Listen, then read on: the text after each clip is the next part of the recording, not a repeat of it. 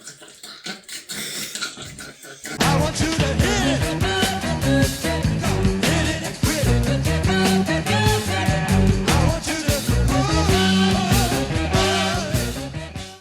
Welcome back. Welcome back. With Azrael and Aaron.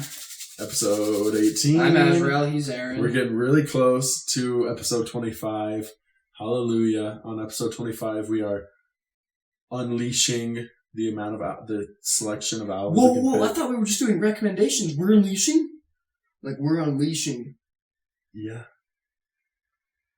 Dude, the first 25, I know. The first 25, we tried to keep it to albums that kind of were held in high regard or well known, or at least bands that were very, very well known. If it wasn't going to be an album that was particularly well known, and that's why I picked Maggot Brain. We tried to do a quintessential album in every genre, so I picked this as the funk album before realizing it's not really all that funky. So I think I'll pick another funk album soon. But Parliament. We're here. Have you heard of Parliament? I've heard of Parliament, yes. Okay, well then this will be very educational for you because... Listening. Let's guess scores. I'm going to guess yours to be... Wait. I don't know. Your average, 89. I'm going to guess yours to be... Just kidding. I'm going to guess 100. Okay. For you, saying, I like Funkadelic, but I don't like this album, I'm going to think you give it a kind of a mid-score. I'm going to be honest, 50. I do not remember my score, but you're guessing 50? Yeah. I don't remember, so let's figure it out. Okay, I'm going to guess like you a and me 55, both, buddy. 56, 54, something like that. We're in this together. Cool. I couldn't tell if you... Yeah, so, when did you first hear about it? Moi. Same here. Yo! Same here. French class in 2018. 2017 for me. Yeah, he's talking about this album, Maggot Brain. Like, he's like, have you heard of Maggot Brain? This album sucks. Like, have you heard of Maggot Brain? I'm like, I have no idea what that is. Maggot Brain, like, the name is pretty absurd. It's like, dude, that album's way good. And I was just like, tu parles-vous le français? Non? Si. Si. Tu parles-vous le Maggot Brain? Yes, I'd like an order of that, whatever you just said. I said, do you speak French? I'd like an order of do you speak French? Fair.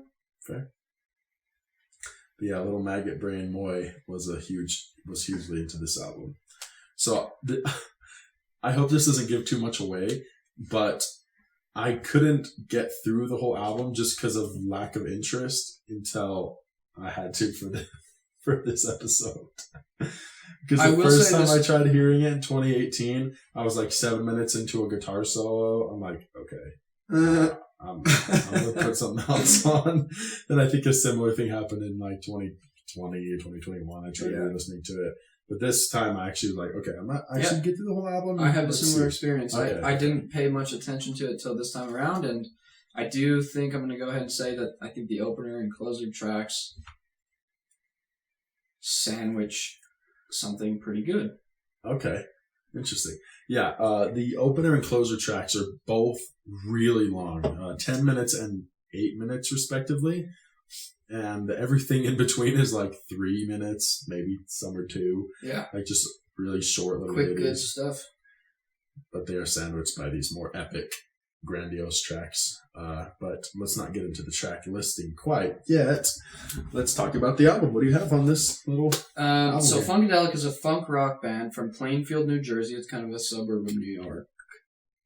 I mean, it's in New Jersey, but it's like a lot of people have houses out there, but then hang out in New York. Okay, whatever. New York City. Yeah.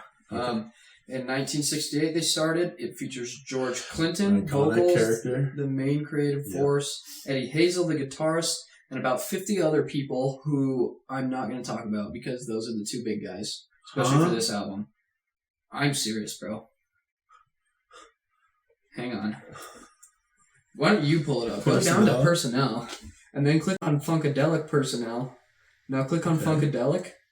Click on the name like the Wikipedia page for Funkadelic. Oh, Can you do that? Is that a thing? Is that possible? yeah. Here.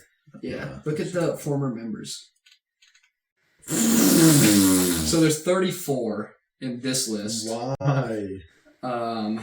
Plus whoever Wait, is. did this band exist throughout? Oh yeah, they're still making music. That's why. So yeah, it's complicated as to why. Well, here's what I'll say. Like, yes, for example, they're still making music.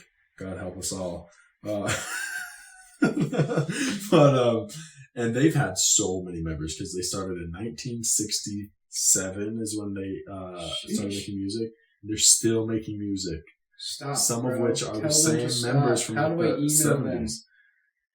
Stop. Just stop. But no, like You're done. in every album from the 80s and onward, there was like different, like a revolving doors of different characters. Yeah, and so- stuff. It's like, and King Crimson's even crazier.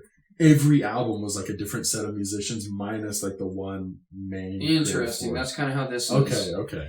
Eddie Hazel was in there for a few, but this wasn't his last one, but it's close to his last one. Okay. I'm not going to talk about, but basically, Parliament and Funkadelic are kind of the same band. They Really? toured Okay. together. That's why there's so many people. Because first of all, this album features most people are on vocals in that personnel thing. There's okay. Let me just look at it. Eddie Hazel, George Clinton, and 12 other people on this album. These people mostly do vocals, vocal layering and stuff. Oh, Two it's people like played the guitar. choir Yeah. style singing. Two people Okay. played guitar, one on keyboards, one on bass, one on drums. So when they toured live, they all packed their bags. Not all 50 of them, but there was a good 20 of them. No, but- some of them were Parliament, and some of them were That's Funkadelic. crazy. And they Both toured of which are the headed by brainwork of- George Clinton. What was the difference in? I'll like, get to that. Okay. I'll get to that. So they toured together as P-Funk. Both bands are linked through George Clinton. One band focuses mainly on mainstream funk, and the other focuses on Psychedelic spooky, psychedelic, experimental funk. Gotcha. So if we want to do a real funk album, probably Parliament would have been the way to go. But I've gone, but I've gone through Parliament stuff, and I don't want to do it.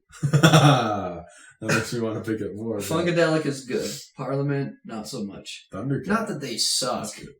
but they're boring compared to this. Okay. No, Like it's- this, if you're gonna listen to George Clinton, listen to this for God's sakes. Does he have solo work? He seems like the type of fool who'd have a lot of solo work. He does a lot of production work. He helped produce To Pimp a Butterfly. Oh yeah! So What a legend! he is kind of a legend. But the band Leslie's Theory, right? Yeah. Yo. Yeah, so the bands P-Funk, Funkadelic and Parliament, P-Funk, pioneered funk culture of the 70s. Oh really? Yeah. Like so they they okay. were the guys of funk. Wow. So Quick They side were- note: if you're watching this and you want us to talk about To Pimp a Butterfly, subscribe. It's our 100th album special. I want to talk about 100 it. albums we're doing it for No, 100? no, 100 subscriber special. I want to talk about it. We're 20. I don't We're already wanna talk past about it. 25. I want to get there. I'm so ready. It's going to be 2 parts. It's gonna be 5 parts long, each part per song. But just keep that in mind. Let's get back to the album though. Okay, so the band P-Funk? Or was it Funkadelic that I read was inducted into the Rock Hall of Fame? I think it was just Funkadelic. I'm Okay. sure they both were in there. So though. P-Funk wasn't a band. It was just the It was name both of them. the They two. toured But together. they didn't make song. There's no P-Funk album. A lot of the people crossed. Okay. So it was Cross-pollinated. basically one big group called P-Funk. With 50 people. It was recorded.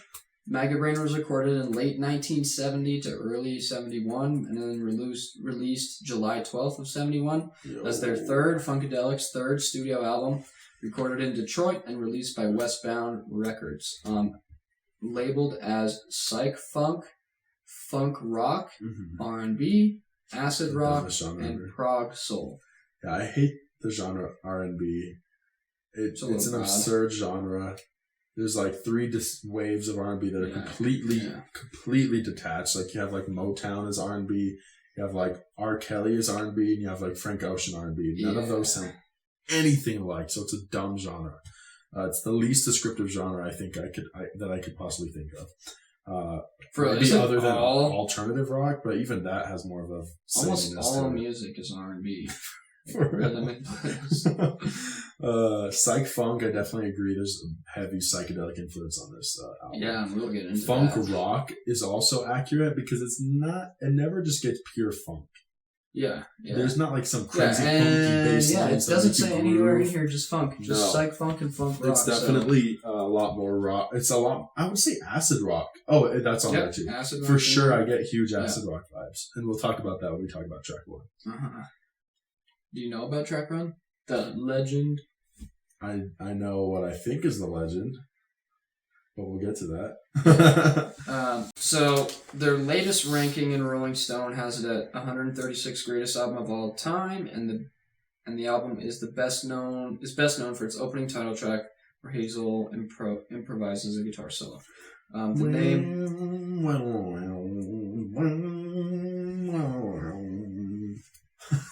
Keep going. For the whole 10 minutes. The name Maggot Brain could refer to a nickname for Hazel that that's a sick people name. say, or the fact that Clinton found his dead brother's Oh my decomposed Jesus body in a Christ. Newark, New Jersey apartment. What? I was not expecting that. Yeah. Hold on. Backstory. I looked it up and I couldn't find anything about He his just dead died brother. or something? I didn't look for very long, but I know his father also he found dead. I'm pretty sure. That's so. kind of suspicious at that point. Yeah, this motherfucker killed him for sure. I found him there, I swear. That's what I'm saying. Yeah, I couldn't find much. Ooh, ask ChatGPT. Tell me. You have all these chats too? Yeah. I have hella chats. Not as much as Tell you. me Homework. about what happened. Or tell me about the backstory. I must correct your question. Parliament. Okay. He did not have a brother who died. There's no such documented event related to George Clinton. Okay, so let me show you where I found It's important to fact check information before you ask questions. Huh. If you have Hella calling me out. I'm just kidding. Let me. Thanks, my co-host. Who's just stupid, I guess.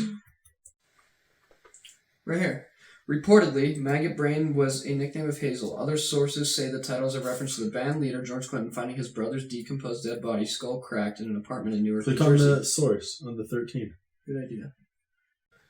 The AI says it's not real, Interesting. so it's not real. I mean, that's a crazy enough story to where you'd think that, it would. Yeah, that's why it was weird, because I couldn't find anything when I looked Oh, into Jesus. it. George Clinton's son was found dead, though. Yeah, so I said his father, but maybe that's what Wikipedia That meant to was say in was his 2010. son. Was it in Newark, New Jersey? Oh, that's true, because it's in 2010. I don't know. Wikipedia says That's a it weird. was his brother's dead body, but Maybe a guy. Something's wrong. Yeah. Who knows? um, If you guys know, let us know down below and smash that comment button. or don't. The other things I had. The liner notes are a strong attack on fear from an obscure satanist religious cult. Quotes from a Wait, the liner notes, like if you were on to buy the vinyl? album, yeah. The liner notes, which are usually strong lyrics. attack on fear. It's like quotes of it's a strong attack on the feeling of fear from an obscure satanist. It's like religious anti-fear? cult. Yeah, What does that mean? I don't know. All right. Well, it's If you guys know, let us know down below. Smash that. much Just do all the research for us, please. We don't know what we're talking about. Much of the band split after the album because of drug abuse, bad acid trips mixed with meth. Oh my god, And money that sounds disputes. insane. Yeah. Meth combo. So, Holy yeah, one of the crap. guys was on an acid trip and snorted a bunch of speed and then freaked out and he wasn't the same ever again, so he left the Jesus, band. That's horrible. That's terrifying. Yeah. Rolling Stones originally said the album was a shattered, desolate landscape with few pleasures. They hated it. Wow. But then later, it's 136 best of all time. Just because a black guy made it. Oh my god, you're stupid. I don't trust Rolling Stones anymore. They are... Just because what's going on, it was always in their top 20. Always. No, it wasn't. So It was was always in their top 50. No, we checked in the What's Going On episode. We checked their 2010, 2012 rating. It was like 15th or something. It's always held in high regards. I don't remember. Always been held in high regards. I don't remember that, but they hated it at first. Fact check. Of course they go back and change their mind. I'm kidding though. That happens to a lot of bands. So relax. Well, it's not the Rolling Stone, it's the magazine Rolling Stone.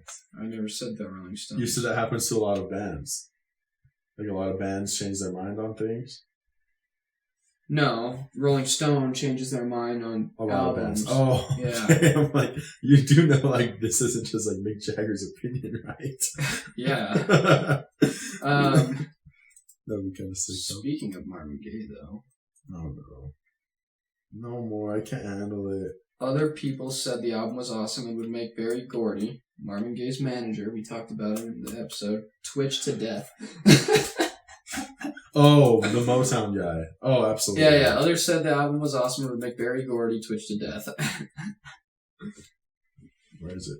It's not there. Told you. Bruh. Oh, no, yeah, there's 6th place, bro, in 2012, you rat bastard. Okay. Wrong. Pick the other ones. I never said it wasn't in their top 20. You said it was top 50, which I guess 6 is in the top 50, so you're right. All right, 2012. Whatever. Album doesn't deserve to be there, but that's another episode. No, we did that episode already. No more on that album. Please. I'm just kidding. Yeah, that's all I got. So, song for song. Nice. Okay. Unless you have anything. Yeah. Please. I did so much research on this album. All right, let's do the track for track. Let me get a beer. Ooh, I'm excited to talk about Maggot Brain, though. The song. Yep. So let's get into it. Even if I had something to say, I'd skip it. Who's going Because I first? totally do. Me. I called dibs. According to who? Because I said me first. Yeah, but they said that it was my Okay. turn. Whoever touches their nose first. Gets to go last. Alright, so anyway.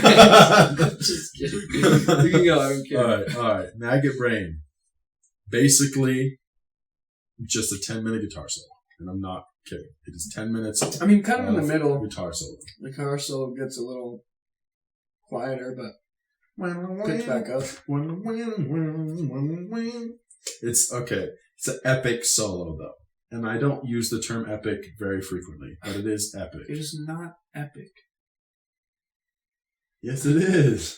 No, it's not. There's nothing that stood out to me when I listened to it. It's slow, it stood out after I emotional, read something, but 100,000% inspired by Jimi Hendrix. don't tell me you listen to Polyphonic Hugely bluesy. and you think this is acid the rock. greatest guitar solo of all time. No, I don't. It is not. No. It's good. It's great. Anyways, hugely bluesy, very strong acid rock feel, and the effects sound so Hendrix-esque. Even the way it's played sounds extremely Hendrix-esque. The guitar solo is played over these kind of distant drums, this Everything's been unchanging distant. backing guitar. Yeah, They said that they mixed it to have the guitar stand out like 90%. like it kind of reminds me of psychedelic rock songs. Will often have like this bass line that kind of just stays the same throughout the whole song to kind of keep you planted while the rest of the instruments go all over the place. Damn, that's actually a perfect analogy, not for a song, but like an actual acid trip. No, yeah, that is the point. That's the point. Because psychedelic songs often you're supposed to take psychedelics to them, so you kind of grasp to the grounding, which is the bass line that you know is going to stay the same, so that you can kind of stay grounded while Right, everything else grounding. goes crazy. The guitar or the secondary guitar is what does that in this song. Yeah. It just kind of goes boom, boom, boom, boom, boom, boom, or something like that. Yeah, I know what you're talking about. Throughout the whole song, unchanging. It's a very common psychedelic trope. And it's kind of cool. I think it sounds cool. It's all right. People have said, and I'm wondering if this is the legend that you're referring to. Probably. And it is. It sounds freaking awesome. It does. This is what made me This was think about that shortly solo after differently. Jimi Hendrix passed away.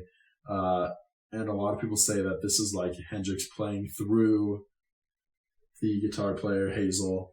I'm almost talking through the guitar to, like a big grand finale. 10 That's minute not what I had. Jimi Hendrix solo. I didn't know that. But Yeah, that it's is like the interesting. spirit of Hendrix playing through it. It feels so Hendrix. Where did you feels hear so this? Because I want to know who's going to be more right about the legend of this song. I mean, I've heard it a couple of times, but since you already name dropped the polyphonic video, he talks about that a lot on that video as well. Okay. I heard it where I read mine was straight from Wikipedia. The thing that was completely wrong 5 minutes ago. Yeah.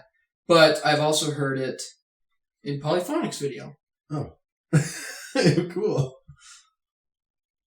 No. I heard it in a documentary that I watched about a quarter of because I wanted to understand P-Funk's relationship, Parliament's relationship to Funkadelic. So I did hear it in a documentary. But it's also here on Wikipedia too. Yeah, it's right here. A 10-minute track was recorded. So let me explain what I got. So, yeah, it doesn't have any sources other than... Oh, yeah, it does. The Village Voice. Okay, just what is it? That's very common news. Okay, so what it is. According to some, the title track was recorded in one take, under the influence of LSD, and Hazel was told to play as if his mother had just died, and play how he would feel, and let it out through his guitar. That was in the polyphonic video. Right.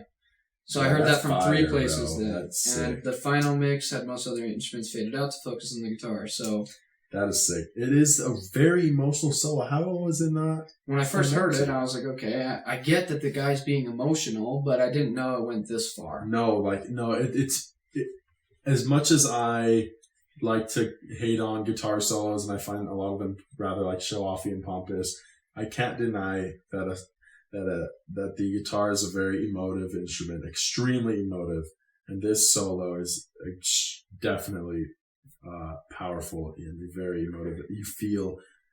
You totally feel like his emotions coursing through the song, and I don't know. I feel the presence. With a lot of guitar solos. I feel the presence of Jimmy. I do. I really do feel the presence. So yeah, it's a personal thing. You feel it because you get this whole Jimmy thing. I definitely respected it more and felt it a little more as emotionality after I read this. Does it not totally sound like? But my first time hearing it, no, I think Jimi Hendrix would shred that bitch 10 times better. Personally, definitely a lot Hazel faster. was a good guitar player, though. I'm not gonna lie. Okay. But there's amazing solos by David Gilmour and Frank Zappa. Yeah, dude. This guitar solo is good. Don't get me wrong. It's great. But there's so much better guitar solos. The best guitar solo I've ever heard is from Frank Zappa. Well, Hot Rats. No. This just might be a one-shot deal. Is that the album or song? That's the song. Okay. That guitar solo. Anyways. If you guys know that song, smash the comment down below. Smash that like button and leave us a comment, man. Leave us a subscribe and write that like button. Anyways, are we done with this song? I guess. I have a feeling the rest of the next 5 songs will probably take as long to talk about as this one song. This was the song of the album. No, I know. Like, the whole rest of the album will probably take as long to talk about as this one song did, but combined, you know. Oh, okay, yeah. I mean, I have a lot to say on some of them. I mean, okay. Don't want to share them yet. I don't. So I guess we can just go with that. No. There's one thing I was going to say. If and this is probably the reality, but if it is not true that like spirits exist, you know, and Jimi Hendrix's spirit was playing through Hazel or possessing him to play some sort of way, that'd be sick. It is. I know, bro. It reminds me of Kendrick Lamar once again, To Pimp a Butterfly, when he talks about how like rapping like is like letting spirits talk through you. And he's like shredding Tupac? is like It's like shredding is letting Jimmy like talk through him through the guitar. But if that's not real, I will admit if anybody's talking, if Jimmy's talking to anybody, it was probably this. Yeah, for real. I will admit that. It is at least an emotional tribute to Jimi Hendrix. He's at least like shredding. Yeah, there was a lot of Jimi Hendrix brought up in the research for this album. A lot of inspiration. I know Eddie Hazel. He had just died. Yeah, biggest inspiration was Hendrix, and having him just die, like he had to have been. He had to have been thinking about Hendrix when he was shredding that solo. It's a great solo. Now, can you get to that? This is the best song on the album, in my opinion. What? It's like the third verse, which isn't saying much or 7 songs, but To me, it just sounds like lighthearted, like a little lighthearted soul song, a bit of like a Motown feel, like, and it's fun. It's a fun little song, not that serious or impressive compared to Maggot Brain, and that I Want to Know vocal seems a bit cartoony. It's like when I first heard that, I'm like, what the? He's going, I want to know. Sounds like there's like tons of different vocalists on it, but imagine like a road trip, bro, and you're going camping with the boys. You throw this shit on. It's a fun song. 100%. That's why I said it's a fun little song.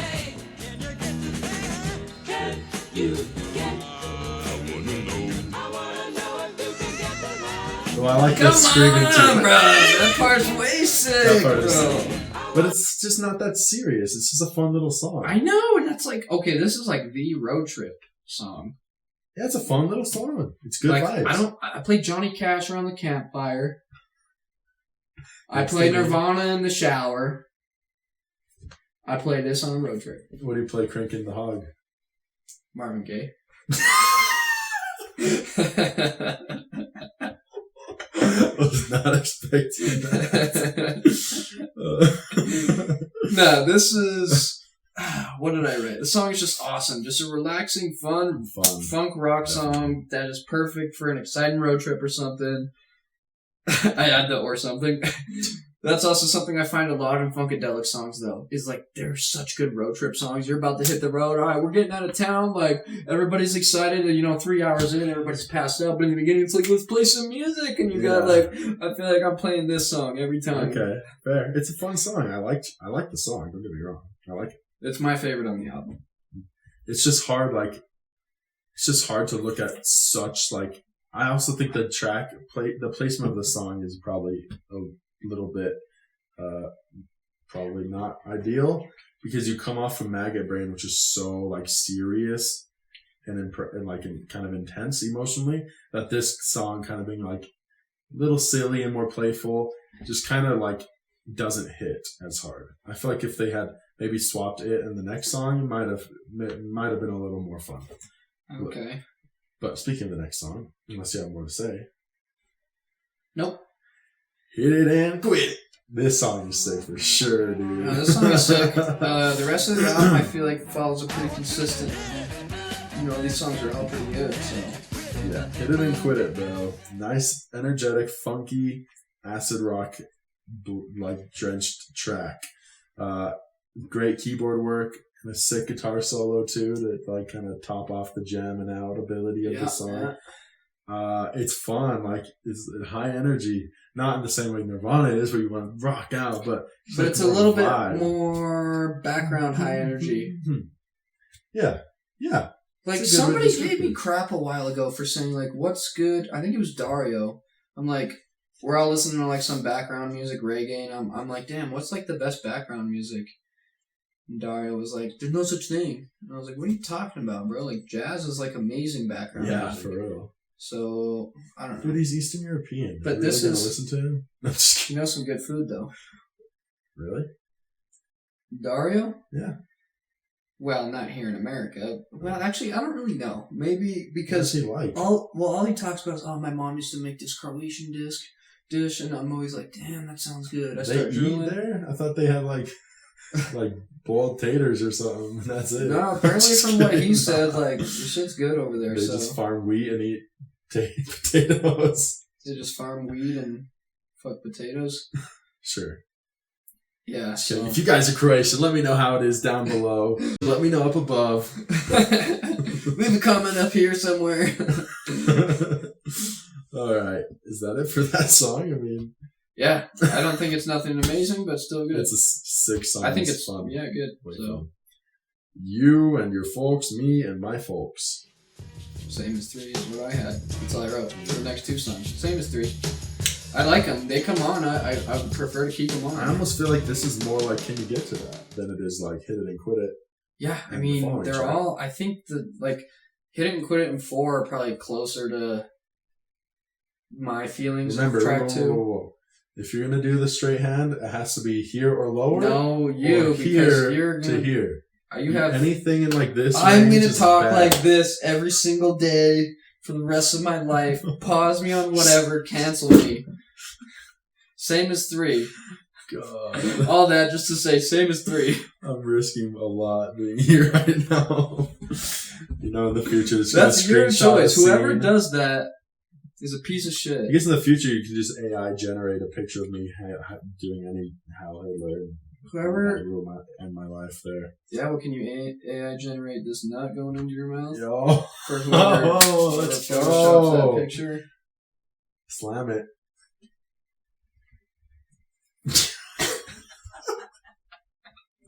Slam! That was so bad, bro. Alright. I'm all fucking tangled up here. You and your folks and me and my folks. Not too much stands out to me either. I'm not a huge fan of the refrain. And then like the deep bass in The that bass song. is sick. I mean, the bass is good, and I'd say the whole album for the most part. But for the most part, not that special of a track to me. It's an alright psychedelic soul track. It's pretty funky, I mean. Yeah, it's Except fun. for that voice crack on the first, other than that, yeah. Other than that, me and you have been yeah. saying, I'm on a plane for the past hour, so my voice is Look at this pain. Alright. Super stupid and burning man. Bro, this song is so goofy, bro, but it makes it so good, bro. This song? Are you sure you're not mixing We're talking up? about track 6? What song? I have a feeling we're not Hang talking on. about the same Hang song. on. Because there's one song Pause. that's absurdly goofy. Yeah, well, that's the one I'm talking about. I thought we just moved on. Super Stupid is 5. Okay. I was about to say, not Super that is Stupid. not the goofy track in the Yeah. album. Alright, sorry. Super That's Stupid my bad. is more That's my like Hit It and Quit It for me. Yeah. Totally like Hit It and Quit It. High energy, acid rock, soul, funk in there. It's much more fun than tracks 2 and 4. The quickly delivered verses too are way sick. You know what I'm referring to? Let me just play it so you can put it in the video. Okay. Super stupid, what if I went bad? Thought it was cool, but it was scared.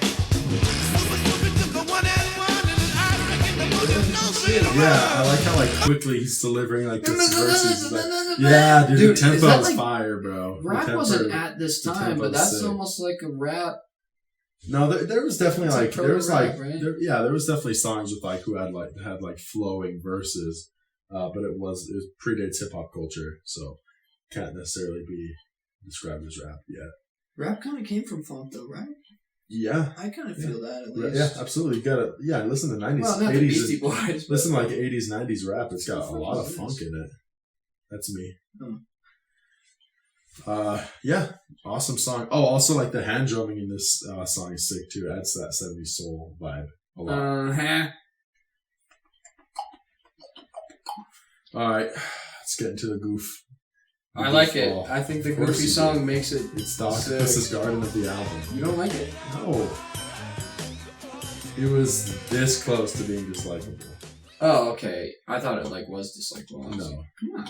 Well, most of the songs I don't like, I just don't care for them, so I don't want them on. But I I can don't see that in you. I'm I not would have guessed generally that. gonna be like, I wouldn't okay, have guessed I that you dislike this song. disliked it, but I would have guessed that you probably rated it either a 0 or a 1. One, I like it. I like it. I know, of course you do. I think it's goofy and You it's like funny. Octopus's Garden. Yeah, but for a Once different again. reason in this song. I won't admit that Octopus's Garden is goofy. This song Oh is my goofy. Look, I even included the haha in my notes.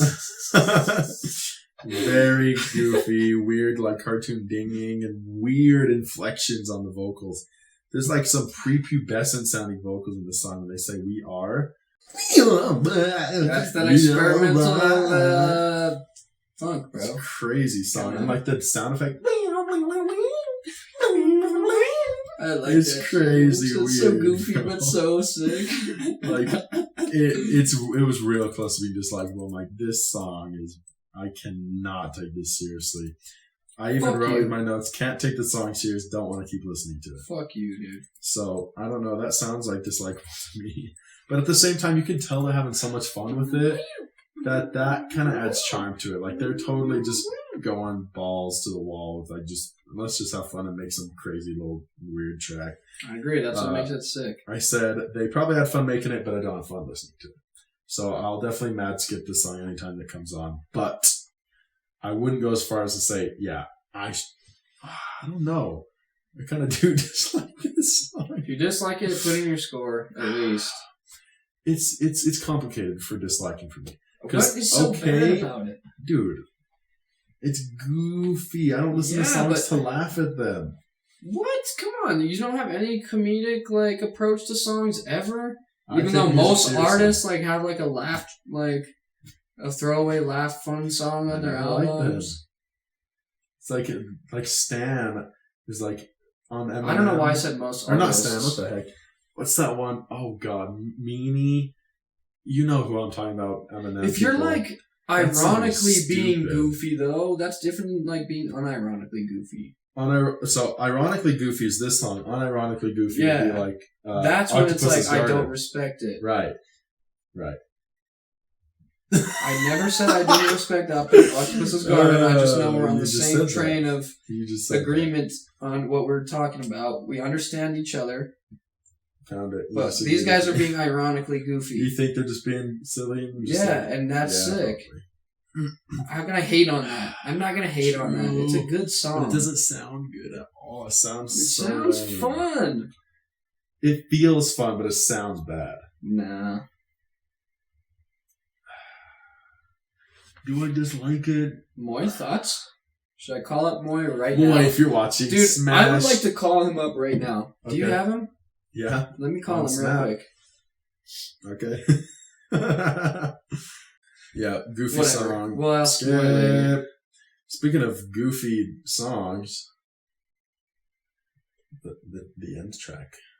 This is a jam session. Yeah. Too long. I agree 1,000,000%. And to add on top of it, goofy, dorky little sound effects too that are just annoying, like a baby crying, a cat like meowing, not meowing, but like what is it called when a cat's that pissed? Sounds like psychedelic funk. What's that pissed cat sound? The hiss? That type of thing. You know what I'm talking about? Yeah. They have that, and like a dad like yelling. It's like, what the? Shut up. Okay, but if Kendrick did it, it'd be cool. If Kendrick had a baby crying on a song, I would skip. Baby crying is one of the most annoying sounds on the planet Earth. We're evolved to dislike that sound. I know. There's actually a theory for it. I forget what it's called. But yeah, no. It's just a boring jam sesh, like you said. A long one at that. Over with just the occasional goofy sound effect that just... If the song was just boring before, the sound effects kill it. So it goes from uninteresting to just annoying. But there are some cool instrumental sections during the whole jam session. I didn't pay enough attention to really... It was a little hard. I was like, all right. There was the one part like 3/4 in that was kind of like, ooh, okay. So once again, it's a song that I'm leaning negative on, but there's just enough to where I wouldn't go as far as to say this song is dislikable. It's just okay. Like, the thing is for me, I tend to like music. So if something is just okay, that means I'm going to have a lot of negative things to say about it, because if it's just okay, that means it's lacking in a lot, because I tend to just my default is to like a song. That's why most of my scores are in the 0 to 100 range, because I usually like everything. I don't necessarily love everything, but I certainly don't dislike everything. So I either love shit or I don't like it. So yeah, so if something is a 0, it may seem like I'm just criticizing the crap out of it, but that's not because I think I dislike it, but because it's not good enough for me to like, which isn't a high threshold. What? All right, we're back with good audio.